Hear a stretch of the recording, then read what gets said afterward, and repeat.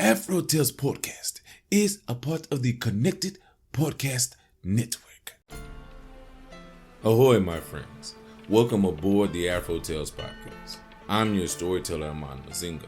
Join me as we explore the tales that grew from the people of Indigenous and African descent in the Americas and the Caribbean. After, come and see me, chef, who will impart upon you a recipe for the story you have just heard. So with no further ado, let us set sail on this new age of exploration. Anansi and Mongoose. Once upon a long time ago, Anansi and Mongoose were offered a day's work on a local farm. After toiling away in the blazing hot sunshine, the farmer gave them some coconut water to quench their thirst and explained how he would pay them. Come into my barn and you will see 2 ropes hanging out of the window. Choose any rope you like and you can keep what is on the other end. They followed the farmer into his barn and saw the 2 ropes lying on the floor with each end hanging out of the window. One rope was long and thin, but the other was thick and heavy. You can guess which Anansi wanted. He rushed up to the thick rope and declared, "This one is mine. I got it first." He grabbed it and began to imagine the abundance of riches at the other end. Mongoose began somewhat measured in his approach, picked up the thin rope, and they began to pull. The farmer shook his head and chuckled to himself in the corner of the barn. This one has something big and juicy at the end," said Anansi, struggling to pull the thick, heavy rope. Mongoose took his time pulling the thin rope. He was just happy to be getting anything at all. What Anansi and Mongoose didn't know was that farmer had tied a great big cow to the end of one rope and a tiny chicken to the end of the other. As soon as Mongoose saw that he had a great big cow as his payment, he let out a long whoopee. "Look at this! What a surprise!" Anansi, on the other hand, was not pleased when he saw his tiny chicken on the end of his rope. But he didn't show it. "Oh," he sang, "I'm going to have some nice roast fowl for dinner." Before parting ways, Anansi invited Mongoose to sleep over at his home for the night. "You've been working hard all day, Mongoose. Rest yourself tonight and travel tomorrow." It sounded like a good idea. And so the trusting Mongoose accepted crafty Anansi's offer. During the night, while Mongoose was asleep, Anansi crept out to where the cow had been tied up in his yard. He cut off its tail and hid the cow in the bush beside his house. Then that crafty spider buried the tail in the ground, leaving only the bushy end sticking out of the earth. The following morning, after a delicious breakfast of fresh eggs from Anansi's new chicken, Mongoose went to retrieve his cow. "I'll be on my way now, Anansi. Thank you for breakfast," he said. They strolled out to the front yard where Anansi started howling in horror. "Oh no! Look at your crosses, Mongoose!" He stood at the cow's tail, poking out of the ground. "Your cow must have gone walking underground, and now he's stuck." Anansi held his head in mock dismay and continued, "Quick, Mongoose, you better pull it out." Mongoose couldn't believe his eyes. He hurried over to the tail and tugged it from the ground. It immediately popped out in his hand. He stood there, holding the cow's tail. "Oh no!" cried Anansi, even louder. "Look what you've done, Mongoose! You've lost your cow!" Mongoose was stunned into silence. Anansi put his arm around his shoulder and offered some hope. "Don't worry, my friend. You can make some nice tail soup from that." Poor Mongoose started to bawl. I don't want tail soup. I want my cow back." "I'll tell you what. Let me help you out. Why don't you take my fowl and have it instead? I feel bad for you, Mongoose." Mongoose refused to take Anansi's chicken. "I don't want any chicken. I had my mouth set for some cow." With his head hung low, he thanked Anansi for letting him stay and then headed off to his own home. Once he was out of sight, Anansi did a little dance of victory, for now he had a cow and a chicken all to himself. Jack Mandora, me no choose none. Story number 2, Hyena and the Fowl. One fine day, Fowl was cooking up his dinner deep in the middle of the forest. He was in a great mood. He began putting together a pile of twigs and shrubs under the shade of a baywan tree. He lit a fire and sang to himself as ribbons of smoke danced above him through the leaves. "I have sweet potatoes and plantain too. Mixed with yam, I make nice fufu." With a long stick, he poked and prodded the fire, turning over his sweet potatoes and plantains. Almost done," he thought. It was twilight, and the forest was heaving with nightfall. The fireflies swarmed through the undergrowth, their bodies swimming in the darkness. The tree frogs clung to branches and warmed up their voices, ready to croak out the night chorus, their bulging red eyes piercing the night. In the distance was Hyena, panting, breathless, and vexed. He'd become separated from his pack, and he was sure his friends were all feasting somewhere on the last hunt. The smell of the roasting sweet potatoes and ripe plantain weaved through the forest, past the giant tree ferns, right into Hyena's nostrils and down toward his empty belly. He stepped lightly through the forest, following the sweet scent until he saw 2 large horns hovering above a fire. There was Bruh Fowl, licking his lips and singing to himself. "I have sweet potatoes and plantain too. Mixed with yam, I make nice fufu." "Evening!" Hyena's voice was tough like nut brittle. Bruh Fowl jumped back. He moved his neck from left to right and blinked through the flames. He couldn't see anyone beside himself, but he knew that voice. "That's you, Hyena." "I'm hungry." Hyena stayed in the shadows. "Well, I have plenty of good food, roast sweet potatoes and plantains. You can share some with me," he offered.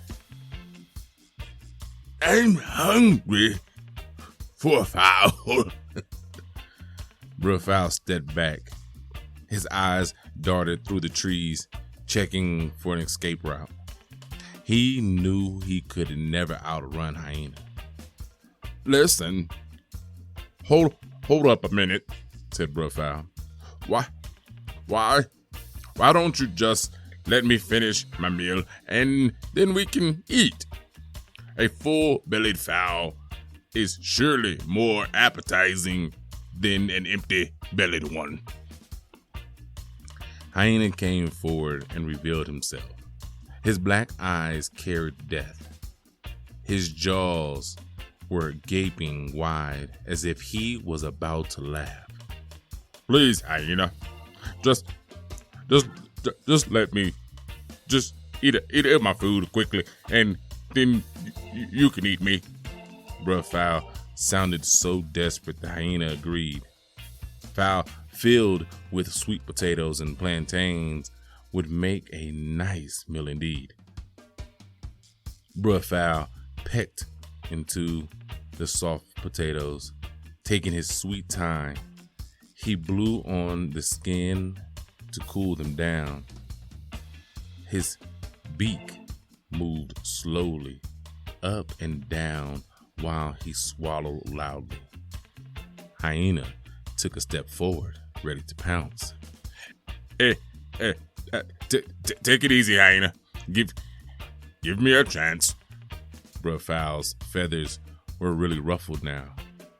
He began to peel off the charred skin from the yellowed plantain. Are you sure you don't want any, Hyena? There's plenty for you too. Just hurry up, Fowl. I'm tired of waiting. Hyena was already picturing making curry chicken when his sharp ears picked up the sound of a low, deep growl. He looked up and saw two amber eyes glinting through the grass. Black stripes across a face appeared next. Then a body followed majestically. Tiger, I'm so glad to see you, smiled Fowl. Well, what is going on here? A hyena and a bird having dinner together. Tiger circled the fire, keeping his eyes on them both. Fowl mopped his brow and began explaining to Tiger that Hyena wanted to eat him. He won't let me finish my meal first in peace. That is an interesting situation. Tiger stretched out his front paws, letting his body drape heavily on the ground. Fowl is right. Leave him to eat his food. His words flew from his mouth like poison darts.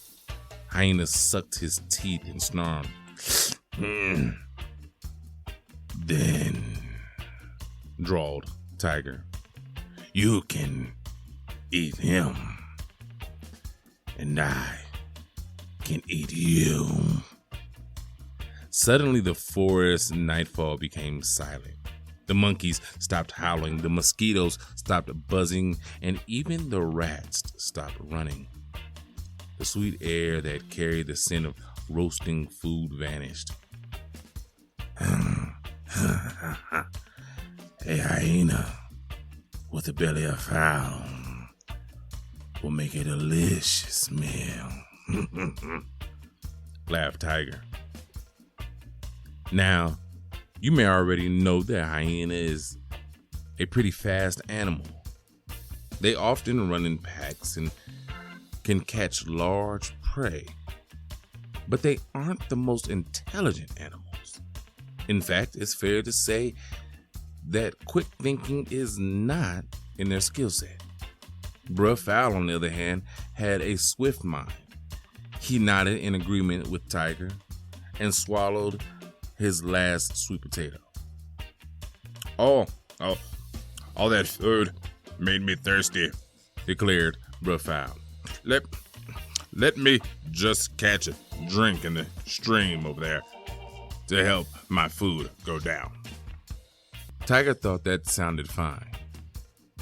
Everyone knew that Bruh Fowl was slow and feeble.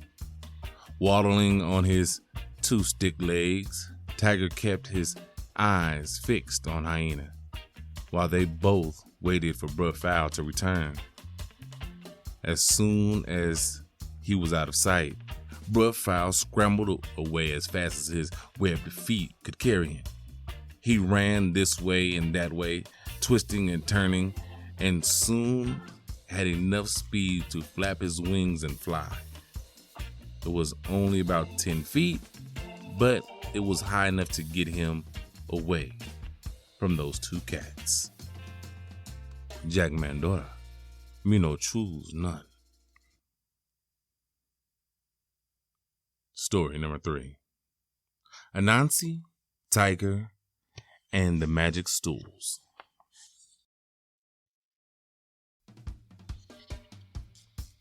In the days gone by, Monkey was in charge of dealing out justice. No one knows how this came to be, but he was. Holding court in a palace without walls or doors, sitting in judgment in the middle of the forest. This was how the story goes. There were 10 magic stools, but 9 of them were exactly the same. Each one about 2 feet high and carved from the darkest mahogany trees. The 10th stool, the only one that was different. This stool was similar in size and shape, but made of pure, solid, shiny gold. The wooden stools were positioned in a circle with the 10th gold stool in the middle. Monkey and his chiefs of justice would swing from vine to vine, guarding the stools and listening to cases. Anyone accused of a crime would be brought in front of Monkey and asked to step on each magic stool, counting as they walked. If they were guilty of their crime, the magic stools would know. The accused would stand on the 10th golden stool and then instantly drop dead. That's how it went. I'm going to tell you about the day when these judgments took a particularly nasty turn. Dog and Crab were lined up for Monkey, each one accused by Goat of stealing his yams. Lots of people turned out to see what would happen. These were the days when capital punishment was a bit of a sport. Lizard picked out a good spot on a tamarind tree where he hung upside down. Rat brought his family of 7 rats and they spread themselves out along the bushes. Monkey put on his special dark crimson robe reserved for judgment days. He sat on a bamboo throne, chewing on a piece of sugar cane, and looked down upon Dog. You stand accused of stealing goat's yams and sharing them with Crab. What do you say? Dog scrunched up his face so that his black eyes were almost hidden by his long black fur. His lips curled up in a snarl. He was vexed and couldn't believe he had to answer to Monkey. I didn't steal his damn yams. Goat is a liar, barked Dog. Monkey ordered him to count the magic stools and accept his fate. Dog stepped on to the first mahogany stool and yelled out, 1. He continued until he got to 9 and then stepped onto the gold stool and yelled, 10. He dropped down dead. What a commotion that caused. Dog's family started wailing and crying. There was a lot of barking and growling too. They were upset and furious with no one to blame. While all of this was going on, no one realized that Tiger had been prowling around the edge of the court. His eyes was bloodshot and his belly was empty. He needed to kill. Before Dog's family could take his body away, Tiger pounced. There was a flash of white teeth as his long body flew into the circle.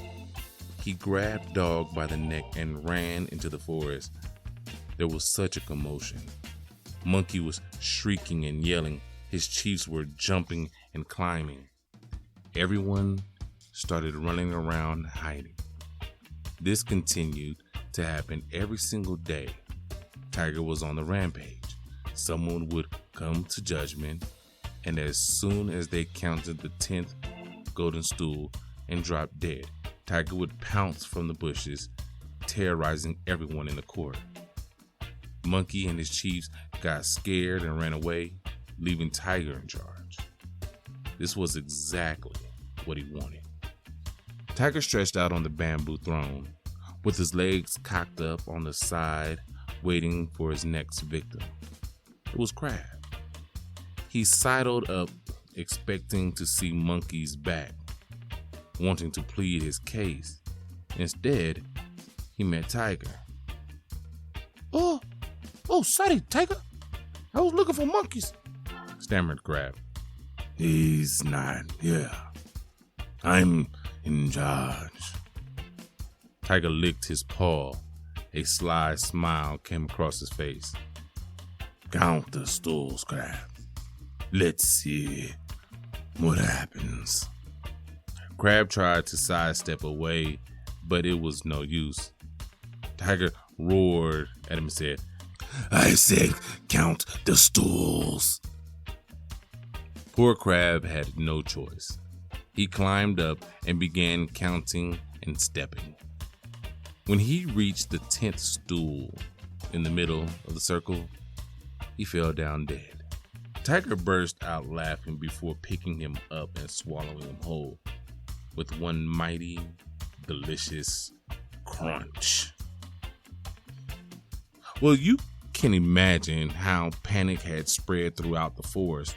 All of the animals were talking about Tiger and how he had taken control.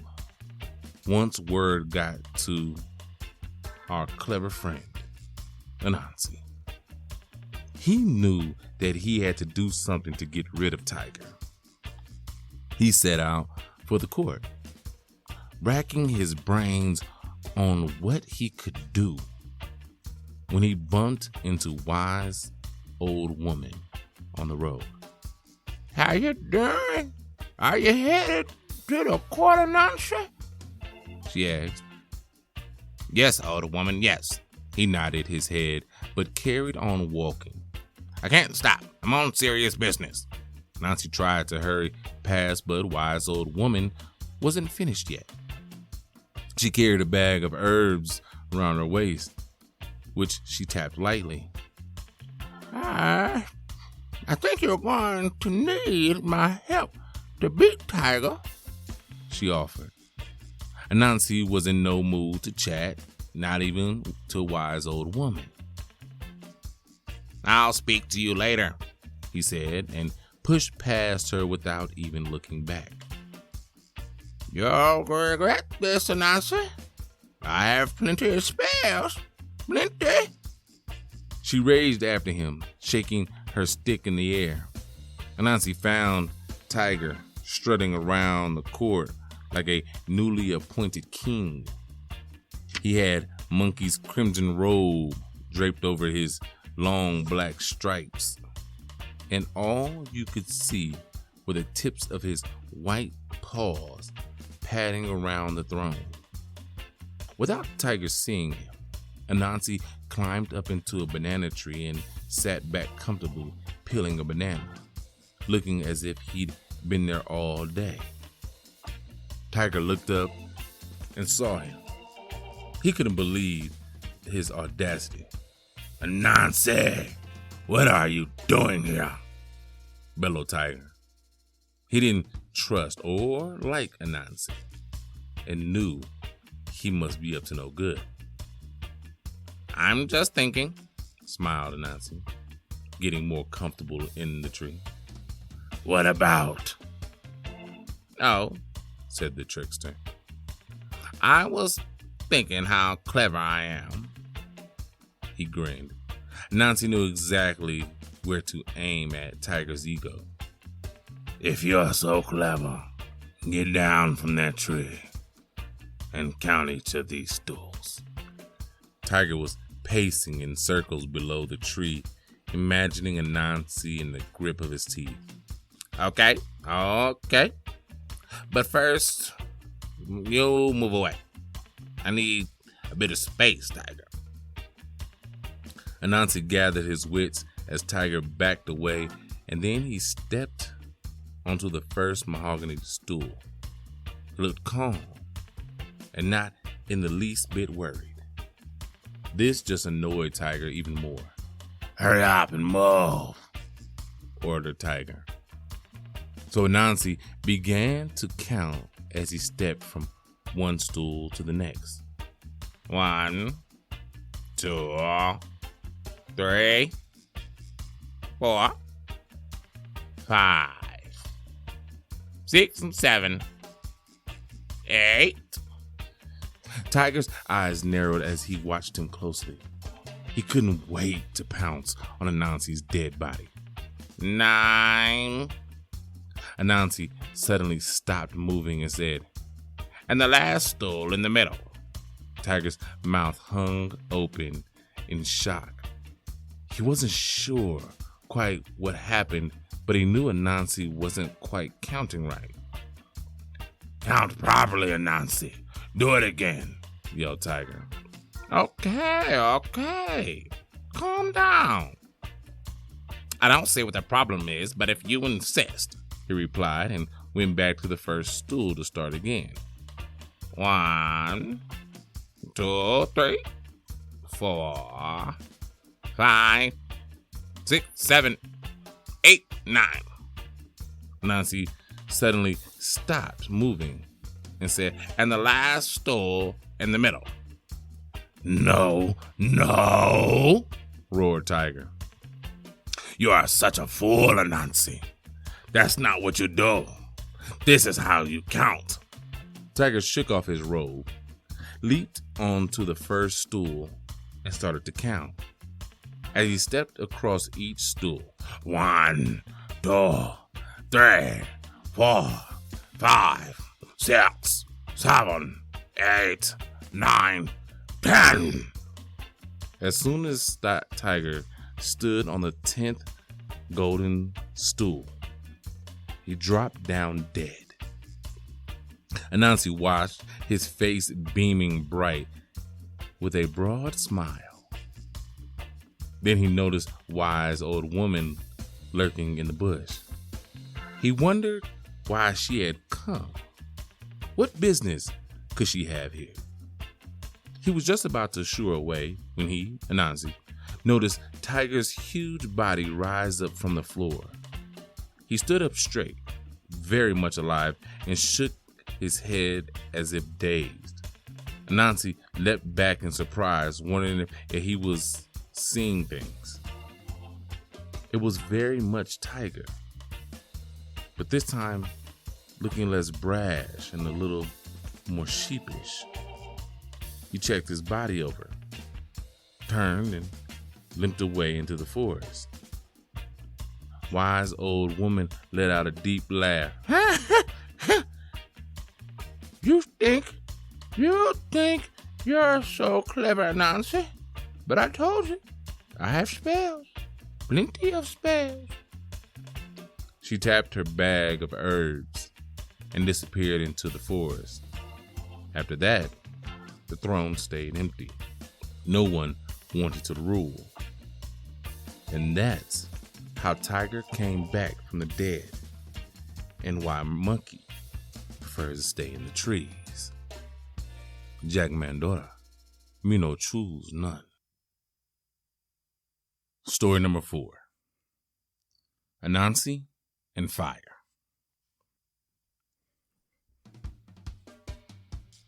Fire was one of those girls that everybody wanted to be around.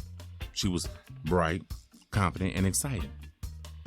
Anytime Fire was there, she was the center of attention. She just had a hypnotic way about her. In the evening, people sat around her telling stories way into the night. In the tropics, crickets chirped. Fireflies lit up the grass like twinkling fairy lights. And Fire comforted everyone with the heat of her flames. If there was a dance going on, Fire was there, dazzling in red and yellow. She'd put down the best dance moves, flickering to the left, swaying to the right. Her flames reached up into the sky. Everyone thought she was hot, especially Anansi, and he was a single man at this time. He'd had his eyes on Fire for a long time. He kept trying to think of ways that he could catch her, tame her, and keep her for himself. If any of you have known someone like Fire, you know they cannot be contained. They need their space. But Anansi liked a challenge, and so one day he headed into the bush. He passed his friend Rat, who was quite a distinguished looking fellow. One of those guys who is always dressed up smart. He considered himself quite dapper and always had a shiny new coat and a crisp looking haircut. "Where you off to in such a hurry, Anansi?" asked Rat. "I'm going to try my luck with Fire tonight." Anansi puffed up his tiny chest. "Last time we chatted, there was definitely a spark between us." Rat let out one big booming laugh. "You'll need more than luck, Anansi. She's way too hot for you." He scurried off laughing, leaving Anansi a bit aggravated. There was no love lost between those two. Regardless, Anansi carried on and soon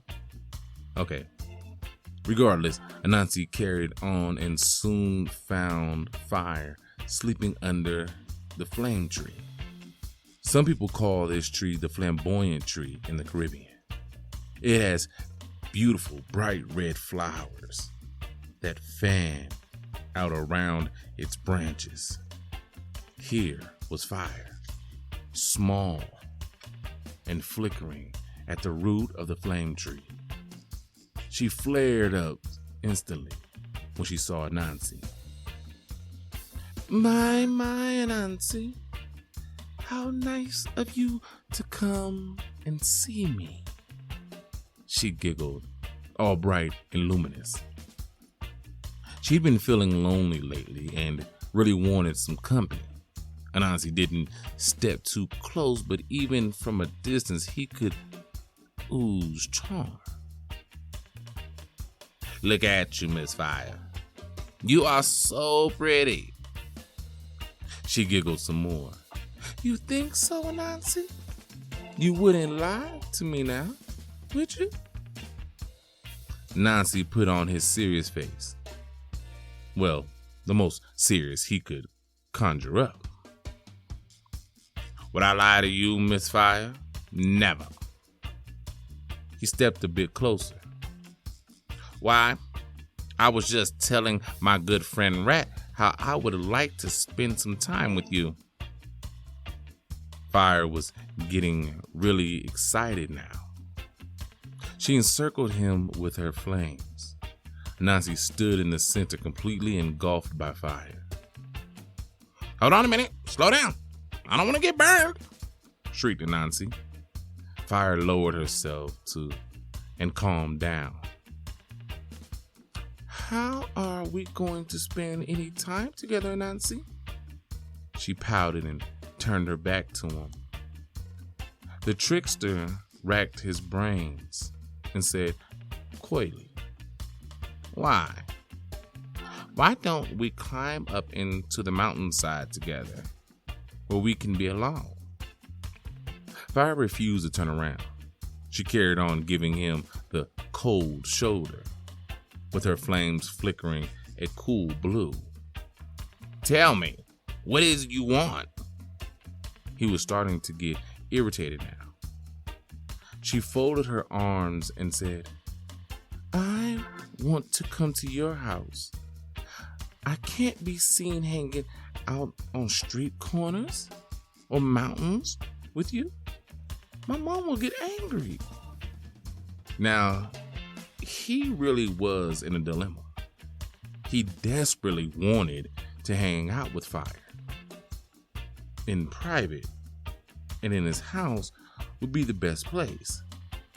But he didn't want Fire to destroy it. So clever Miss Fire came up with a plan. She told him to lay down a trail of sand all the way to his house, up the steps and across the veranda, so that she could burn safely upon it. Then he needed to leave a few piles of rubbish inside his front room where she could blaze brightly, just for him. This sounded like a good plan.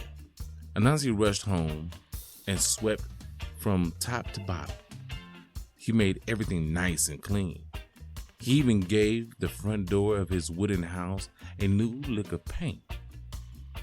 It was a burning bright yellow, just as she'd instructed.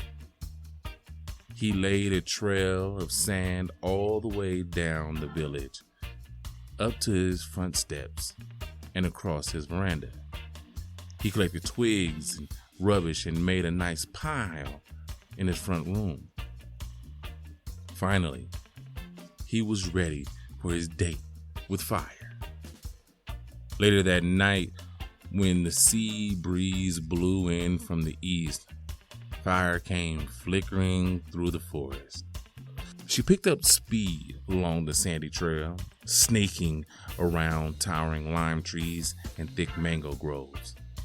The breeze blew into Fire, carrying the smell of frying fish and pumpkin stew from the kitchens as she passed along the way in the village. Fire was growing in size and strength. When she finally reached the steps of Anansi's wood house, built up high on stilts, she was now a raging and roaring fire. He was in the front room waiting to greet her, adding the finishing touches to his piles of leaves, and by the time he saw her brilliant glow on the veranda, it was far too late. Fire burst through the door and lit up Anansi's entire house with flames. He leapt out of the way and dashed out through the back door, leaving her inside to blaze. How is this, Anansi? Am I hot enough for you now? She called out mischievously, her flames rising to the roof. Anansi watched, stunned, as his home was completely burned down by fire. And that, everyone, is why no one in the Caribbean lights a fire in their house to this day. Jack Mandora, me no choose not.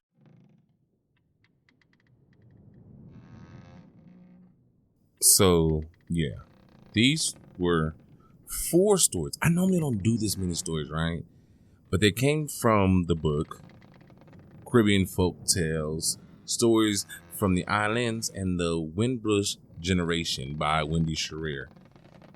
And these are the trickster's tales. In this section of the book, and I read you all but one, which I will read at another time. One reason why I read these 4 stories is 3 of the 4 have Anansi in them, obviously. 1 had, and 2 of them have Tiger in them. But they all are interesting stories about watching what you want, really looking out for what you desire, right? I really feel like there's stories about desire and being careful that you understand all of the situations that can come with chasing your desires. The first one with Anansi and Mongoose. First of all, Mongoose should know who Anansi is and how he is. And in that, he should know the type of person or being that he is, and that he will do whatever he can do to get what he wants. And trusting him that he didn't want your cow is crazy. But not taking the chicken is even crazier, right? I understand he wanted the cow. Like, you wanted this certain outcome of your work. But like I tell mine here at home, sometimes you have to take a win when you can. Even if you know you got cheated in doing so. Mongoose could have took the chicken. Nancy would have got the cow. Okay. But at least you would have gotten something out of your troubles. I know that's not what he wanted. Don't get me wrong. I know that's not what he wanted. But he would have gotten something. And instead he goes home with nothing. You know what I mean? It's kind of, you know, you worked hard and you wound up with nothing because somebody else cheated you out of it, but then offered you something. And at the end of the day, the chicken may have given them more. And Nazi should have known. With a chicken, I mean, depending on the breed, that's over 200 to 300 eggs. If you get a rooster, you can make more chickens, you know? And they're pretty easy to feed. So you have food for a long time. So, and how I'm looking at it, yeah, the cow was good. You already cut the tail off. It's not going to last long, and you're going to eat it. But that chicken could have fed you for a lot longer, you know? Got to kind of look at it. Yeah, you lost this, but would you have actually gained more the other way? The next story, Hyena and the Fowl. Fowl was so smart, right? Hyena definitely was dumb in that situation. And if you've listened to this podcast for a while, and I'll put this in the bonus stories that I suggest that people listen to after listening to a story down in the show notes, is matter of fact, it would have been in the last one, how Goat moved to the village. Is this story just from a different island, just a different location? Very similar story where Goat, just like Fowl, trying to eat. I think it's a wolf in that one, whereas a hyena in this one, trying to feed on it, and then a lion versus a tiger, you know, being the equalizer, and the goat figuring how to get away. Same like this, a fowl, trying to, you know, figure out how to get away, because now the hyena's more worried about the bigger bad. And, you know, the hyena, in that sense, you could have had food. You could have had, you know, what Fowl was making and ate and been about your business, but you got greedy. Sometimes you got to take the win when there's a win, and he didn't. You know what I mean? You just I don't know what else to say about that. It's just in life, sometimes you got to take the win. You know, the next story, the Magic Stools. I'm not gonna lie. When I first saw the title of this story, I thought it was going a completely different way. You have Anansi and Tiger and Stool. If you have listened to this podcast long enough, you know Anansi and Tiger getting together in a story can go a completely different way than, you would possibly think. So if you listen to last song, then you definitely know how Anansi and Tiger and things can get, pretty dicey, in this particular story, I was actually more interested in the wise old woman. Who is she? I need to know who wise old woman is and where she came from and why she just disappeared. Because she just like a side character. She's like, I told you I could help you, and then was gone. And it's like, wait a second, lady, hold on. What do you mean? And it's that thing. You gotta take a win when it was a win, right? If Anansi would have stopped and listened to wise old woman, she probably would have came a plan that was a lot easier than what he did. Or just went and put a spell on Tiger and been done. He even had to go through all that. I don't know. That story's a little bit more ambiguous, I think. A little bit more abstract in the win that Anansi got out of it. But I like it. Really, for wise old woman. That, she's definitely wow. That's the wow of this story. And then lastly, fire. Anansi and Fire. Sometimes our desires can burn us, destroy what we've worked hard for. And he knew that. From the beginning, he knew what fire could do. But sometimes you want something so bad, you're not heeding the message. You're not heeding the warning signs. And fire came down quick. And she lit it up and took everything from him that he had worked hard for. He barely got out of there with his life. Sometimes everything that glitter ain't gold. And fire will definitely burn you if you get too close. Oh my goodness. That last story. It wasn't even initially going to be in this episode. And I was like, let me do it. I was only going to do 3 stories. This, fire, She's like, I'm not going to be up in you're going to take me in your home. You want me? You got to take me home. And I was like, all right. And then she just said, I'm going to burn his thing down. I'm going to burn him to the ground. So you got to watch out. You got to heed those warning signs. You got to listen. Watch. Keep your eyes open. But it was the quote from Maya Angelou, when people show you who they are, believe them. Fire never hid who she was. And Anansi thought, I can tame her. I can control her. When she turned her back on you, brother, that was your sign. That was your win. She is trying to avoid me. She doesn't really want me. I guess I should listen. But anyway, go see Chef. He has a wonderful recipe, and I'm sure it will be a wonderful Jamaican delight. Until next time, thank you for coming on this voyage. And as always, have a blessed day.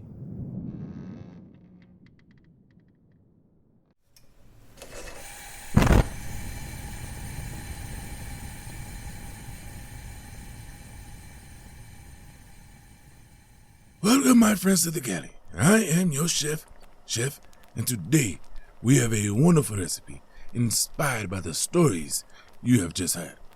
Today, we will be creating traditional rice and peas. Now, what will you need to make this wonderful recipe?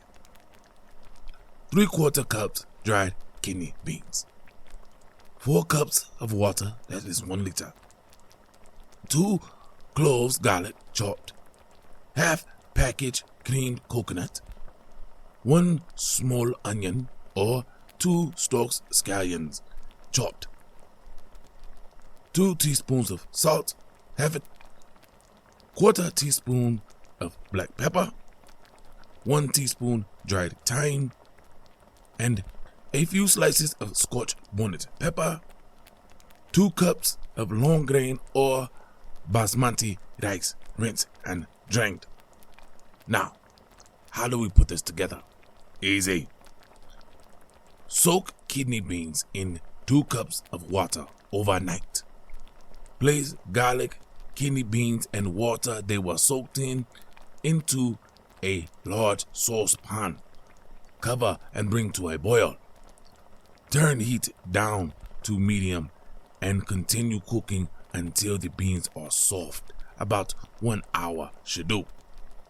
Now you can add the coconut cream and stir until dissolved.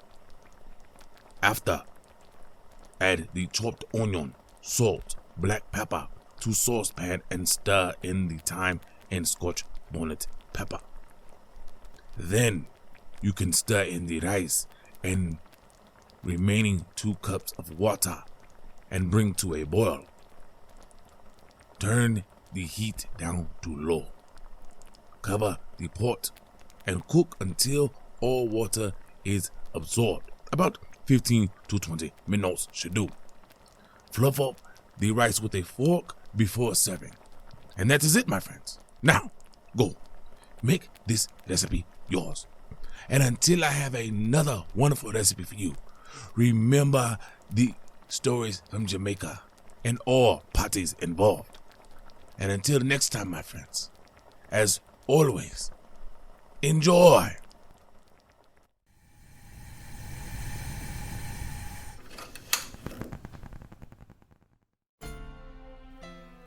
Thank you, my friends, for coming on this voyage.